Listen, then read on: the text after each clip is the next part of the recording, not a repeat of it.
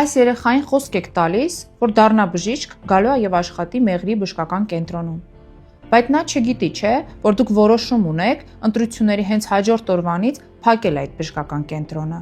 Ինչպես նաեւ դրա մասին տեղյակ չեն մարզի բնակիչները, Մեղրի քաղաքի, հարակից գյուղերի, որ իրենց բուժսպասարկման համար ստիպված են լինելու լեռնային անանցանելի ճանապարհով 70-ից 100 կիլոմետր անցնել, որ ստանան իրենց հասանելի բուժ օգնությունը։ Օրինակներ շատ կարող եմ բերել.